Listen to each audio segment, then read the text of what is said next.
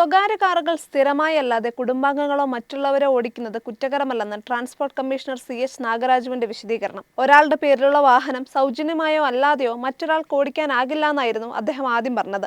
ഇടയ്ക്കിടെ മറ്റുള്ളവർക്കും ഓടിക്കാമെന്നാണ് വിശദീകരണത്തിൽ പറയുന്നത്. ഇടയ്ക്കിടെ എന്നത് കൃത്യമായി നിർവചിച്ചിട്ടില്ല. കമ്പനികളുടെ ഉടമസ്ഥതയിലുള്ള കാറുകളും ഡ്രൈവർമാരെ ഉപയോഗിക്കുന്ന കാറുകളും നിയമലംഘനം നടത്തുന്നില്ലെന്നും അദ്ദേഹം വ്യക്തമാക്കി. റെന്റ് കാറായി വാഹനം ഓടിക്കുന്നതിന് പെർമിറ്റും ഫിറ്റ്നസ് സർട്ടിഫിക്കറ്റും ഉണ്ടാകണം.